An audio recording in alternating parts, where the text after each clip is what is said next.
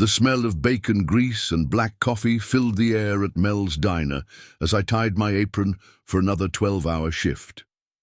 It was 5 a.m. on a Tuesday, and the first truckers were already pulling into the parking lot, their headlights cutting through the pre-dawn darkness of Route 66.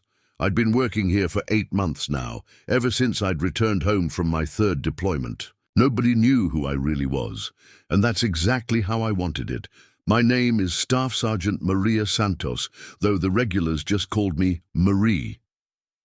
At 28 years old, I was trying to build a quiet life after years of chaos overseas. The diner sat like an island of neon light in the middle of nowhere, Arizona, surrounded by desert that stretched for miles in every direction. Inside, the red vinyl booths were cracked with age. The checkerboard floor showed years of heavy boots, and the jukebox in the corner played the same country songs on repeat. I kept my military past buried deep, hidden beneath coffee-stained uniforms and tired smiles. The only reminder was a small chain around my neck, tucked safely under my shirt where nobody could see it. Most days I managed to forget it was there. Most days I could pretend I was just another small-town waitress trying to make ends meet. But some days, the weight of what hung from that chain felt like it might pull me straight through the floor. The morning crowd was predictable. Old Pete, the retired mechanic who ordered black coffee and wheat toast every single day at 5:15. Sarah, the night shift nurse heading home, always getting her scrambled eggs to go. Tom and Bill, the construction workers who argued about football, while demolishing plates of biscuits and gravy. These people had become my routine, my anchor to normal life. What I loved most about the diner was how invisible I could be. For coffee, take orders, clear tables, count tips. Simple, safe. The antithesis of everything I'd experienced in the mountains of Afghanistan, where every decision carried the weight of life and death, where split seconds determined who came home and who didn't. My little apartment above Murphy's auto shop cost $400 a month, and I was sending another $600 home to my mother in Phoenix every month to help with my younger brother's college tuition. Miguel was studying engineering at ASU, carrying a 3.8 GPA, and had no idea his big sister had earned the highest military decoration our country could give. As far as he knew, I'd just been overseas doing paperwork for a few years. The chain around my neck held more than just metal and ribbon. It held memories I wasn't ready to share. Memories of Sarah Chen, my best friend and fellow soldier, who'd made me promise to live a normal life if something happened to her. Memories of that day in Kandahar when everything changed forever. Memories of why 22 veterans take their own lives every single day, and why I understood that number better than I wanted to. But at Mel's Diner, I could pretend those memories belonged to someone else. The lunch rush was winding down when I heard the rumble of motorcycle engines outside. Through the grease-stained windows, I watched 5 Harley-Davidsons pull into the parking lot, their chrome gleaming in the desert sun. The Iron Wolves Motorcycle Club had arrived, and the temperature in the diner seemed to drop 10 degrees instantly. I'd seen them before. They rolled through every few weeks, loud and demanding, treating the place like they owned it. Most of the staff tried to avoid serving them, but I'd learned long ago that bullies were just cowards with better marketing. Still, something felt different this time, more aggressive, more dangerous. Jake Morrison, who went by Viper, was their leader. 35 years old, 6'2", covered in tattoos that told stories of violence and prison time. His leather vest bore patches that marked him as the club's president, and his eyes held the cold calculation of someone who'd hurt people and enjoyed it. Behind him walked 4 other members, each one trying to look tougher than the last. They chose the corner booth, the one that gave them a view of the entire diner and both exits. Military tactics, I noted automatically, then pushed the thought away. I wasn't a soldier anymore. I was just Marie, the waitress who poured coffee and minded her own business.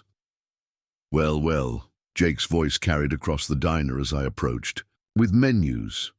If it isn't the pretty little Mexican girl. Where you from, sweetheart? You don't look local. The casual racism stung, but I'd heard worse. Much worse. I set the menus down with steady hands, keeping my voice neutral. Good afternoon, gentlemen. Can I start you with something to drink? Jake leaned back in the booth, his eyes traveling up and down my body like I was something for sale. I asked you a question, honey. Where you from? You got family around here? I felt the familiar tightness in my chest that came with being cornered, but I'd learned to control it. I'll give you a few minutes to look over the menu, I said, starting to turn away. His hand shot out and grabbed my wrist. Not hard enough to leave marks, but firm enough to make his point. The diner went quiet. Conversations stopped mid-sentence. Even the jukebox seemed to pause between songs. When I'm talking to you, girl, you answer me. His grip tightened slightly. Now I'll ask one more time. Where you from? Leave a comment below if you think I should have told him the truth right then. Don't forget to subscribe for more powerful stories that will change how you see the world around you. The afternoon dragged on like a slow-motion nightmare. Jake and his crew had been at their booth for 2 hours, nursing the same beers and making increasingly crude comments. Every time I walked past, one of them would make a kissing sound or whisper something disgusting, just loud enough for me to hear. But it wasn't just me they were targeting.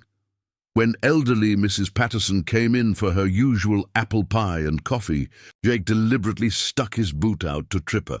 When she stumbled, his friends erupted in laughter. I helped her to a table, my hands shaking with rage I couldn't show. "You boys need to settle down," called out Frank, the diner's owner, from behind the register. He was 63 years old, barely 5'6", and no match for 5 bikers. But Frank had heart, and he'd been protecting his staff and customers for 30 years. Jake turned in his seat, that predatory smile spreading across his face. "Or what, old man? You gonna call the cops? Sheriff's office is 45 minutes away. Lot can happen in 45 minutes. The threat hung in the air like smoke from a cigarette. Frank's face went pale, but he didn't back down. That's when I knew things were about to get ugly. I was refilling coffee for a table of truckers when Jake decided to escalate. He'd been watching me work, making comments to his friends, building up to something. I could feel it coming like a storm on the horizon. "Hey, pretty girl," he called out, loud enough for everyone to hear. "Come over here. I want to show you something." I ignored him, focusing on the coffee pot in my hands. The trucker I was serving, a big man named Red with arms like tree trunks, shook his head. "You don't have to put up with that, darling." But before I could respond, Jake was on his feet, moving across the diner with the swagger of someone who'd never faced real consequences. He grabbed my shoulder and spun me around, the coffee pot nearly slipping from my grip. "When I call you, you don't come running, understand?" His breath reeked of beer and cigarettes. I don't like being ignored. The training kicked in automatically. Assess the threat, calculate distances to exits, identify weapons, count hostiles. But I pushed it down, forced myself to stay in character. Just Marie the waitress, not staff. "Sergeant Santos, I'm working," I said quietly. "Please let me do my job." That's when he grabbed a handful of my hair. The pain was sharp and immediate, but it was nothing compared to what I'd endured before. Jake twisted his fist, pulling my head back at an unnatural angle, forcing me to look up at him. The diner erupted in gasps and shouts, but his friends were already moving to block anyone who might interfere. "You think you're too good for us?" Jake's voice was a snarl now, all pretense of civility gone. "You think you can just ignore me? I own this place. I own this whole damn highway." He pulled harder, and I felt my feet leave the ground slightly. That's when the chain around my neck caught on his wrist.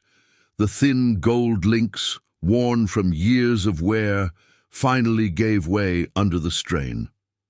My most precious possession hit the linoleum floor with a sound like breaking glass. Time stopped. The small blue ribbon attached to the chain unfurled like a flag. The gold star at its center caught the overhead fluorescent lights, gleaming against the checkered floor. But it was the small bronze oak leaf clusters that made Red the trucker gasp audibly. "Jesus Christ," someone whispered.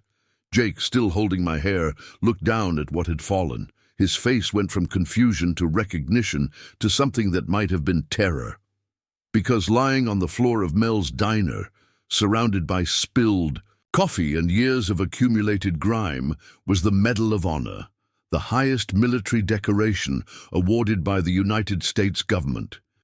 Given only to those who distinguish themselves through conspicuous gallantry and intrepidity at the risk of life above and beyond the call of duty, only 507 people had ever received one. I was the 14th woman in American history to earn it, and Jake Morrison, president of the Iron Wolves Motorcycle Club, had just assaulted a Congressional Medal of Honor recipient in front of 30 witnesses.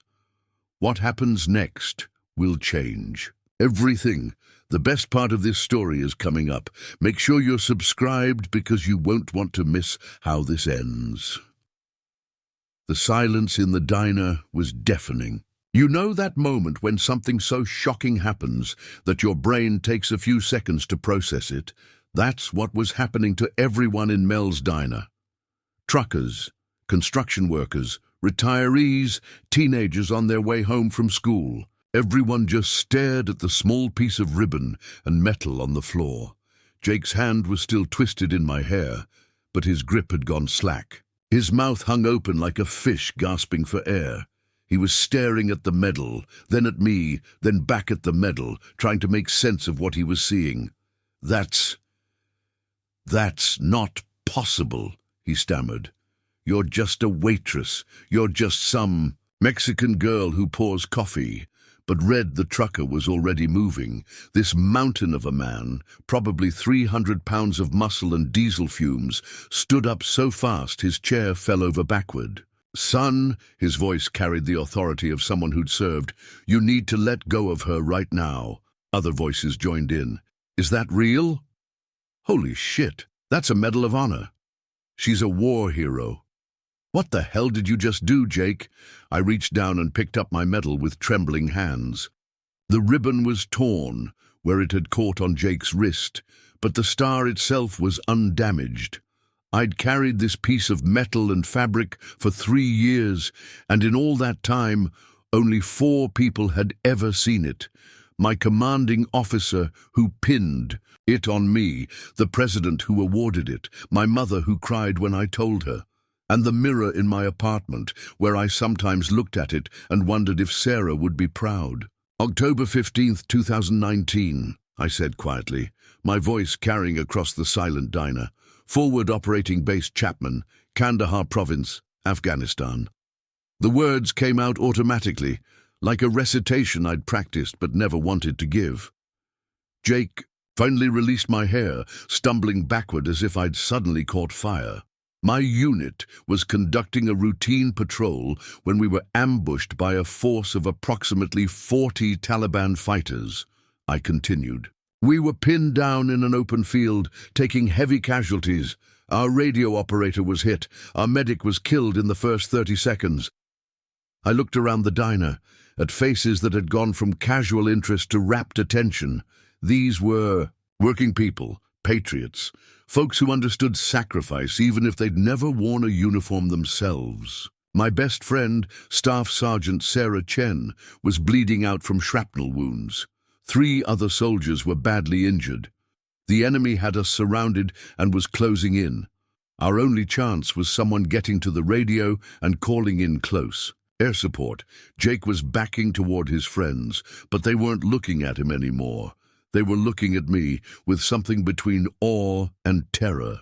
The radio was 40 meters away, across open ground, under direct fire from multiple positions. I held up the medal, letting the afternoon sunlight from the windows catch the gold star. I made 6 trips across that field. 6 times I ran through. Gunfire to drag my wounded soldiers to safety. On the 6th trip I carried Sarah. My voice cracked slightly on her name, the way it always did. She died in my arms while I was calling in the airstrike. Her last words were, "Promise me you'll go home and live a normal life." She made me promise I wouldn't let the war define me, that I'd find peace. I looked directly at Jake. So I became a waitress in a diner on Route 66, trying to honor that promise. The medal felt heavier in my hands than it ever had before. The citation says I showed conspicuous gallantry and intrepidity at the risk of life above and beyond the call of duty. But all I did was refuse to leave my friends behind. Red stepped forward, and I could see tears in his eyes. "Ma'am, I served 2 tours in Iraq. I know courage when I see it, and what you did," he shook his head. "There ain't words for what you did." Jake was pressed against the wall now, his face the color of old newspaper. "I didn't know," he whispered. "I swear I didn't know." "Know what?" My voice was steady now, controlled. That I was a human being who deserved basic respect. That I'd earned the right to work an honest job without being harassed. That maybe, just maybe, you shouldn't grab women by the hair because you feel like it. One of Jake's friends, a man called Diesel, stepped forward. Unlike Jake, he was looking me in the eye. "Ma'am, I want you to know that not all bikers are like this. Some of us serve too. I did a tour in Vietnam, came back to people spitting on me and calling me baby killer." He reached into his wallet and pulled out a worn $20 bill. "This is for your tip, and it ain't nearly enough." He set it on the nearest table, then looked at Jake with disgust. "You just assaulted an American hero, you worthless piece of garbage." That's when the flood started. Red pulled out his wallet, then Frank the owner, then Mrs. Patterson fumbling with her purse, then the construction workers, the teenagers, even the cook came out from the kitchen with crumpled bills in his hands. "No," I said, holding up my hands. "Please, I don't want your money. I just want to work and be left alone." But they weren't listening. Bills piled up on the counter. 20s, 50s, even 100 from Red. "For your service," they kept saying. "For what you did over there. For Sarah."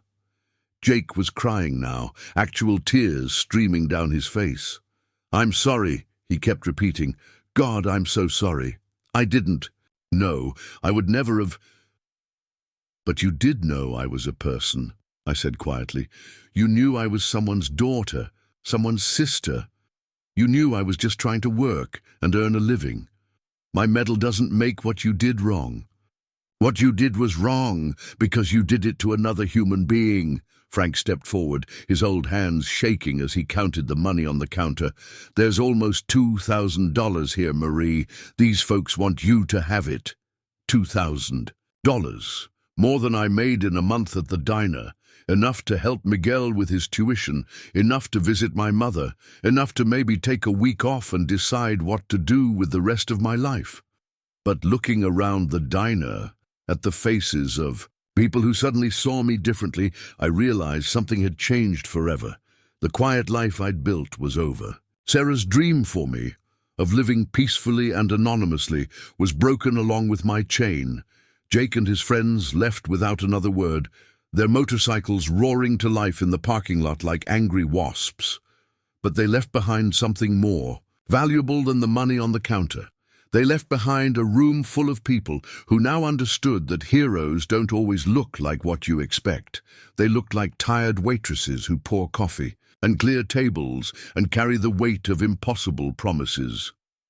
The sun was setting over the Arizona desert by the time the diner returned to something like normal. But it wasn't the same normal as before. Word had spread through the small highway community like wildfire. Local veterans started showing up, some active duty soldiers from the nearby base, even a few Gold Star families who'd heard the story. They didn't come for autographs or photos. They came to say thank you, to share their own stories, to sit in the presence of someone who'd carried their burden and understood their sacrifice. I found myself crying more in those 4 hours than I had in the 3 years since coming home. A retired Marine named Bill told me about his son who didn't make it back from Fallujah. A young Air Force sergeant talked about her struggles with PTSD and nightmares. An elderly woman named Grace showed me a picture of her husband, killed in Korea 60 years ago.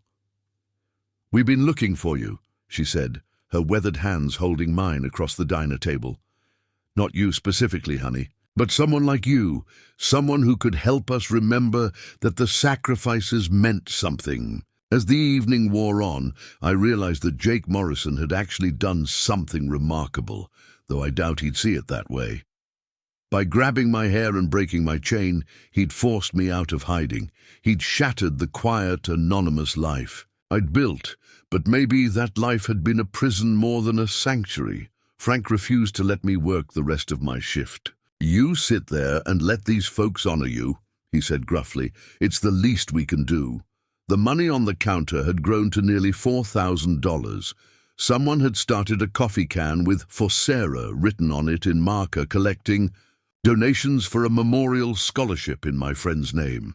The local newspaper editor had shown up, asking if she could write a story about the Congressional Medal of Honor recipient who'd been hiding in plain sight at Mel's Diner.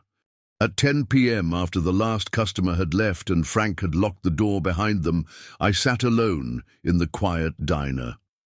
The medal lay on the table in front of me, the torn ribbon spread out like a small flag.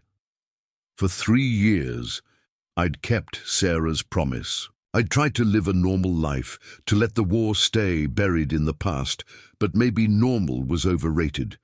Maybe the best way to honor Sarah wasn't to hide what we'd done together, but to share it, to help other veterans who were struggling in silence, who felt like they couldn't talk about what they'd seen and done and lost. I picked up my phone and dialed a number I hadn't called in months. It rang twice before a familiar voice answered. "Veterans Crisis Line, this is Jennifer. How can I help you tonight?" "Hi, Jennifer. This is Staff Sergeant Maria Santos. I'm calling because I think I'm ready to stop hiding. What do you think? Was I right to finally share my story? Or should I have kept my promise to Sarah and stayed anonymous? Drop a comment below and let me know your thoughts. Every veteran's journey is different, and your support means everything to those of us still fighting battles at home. Don't forget to subscribe for more stories about ordinary people doing extraordinary things and the moment when their courage finally comes to light.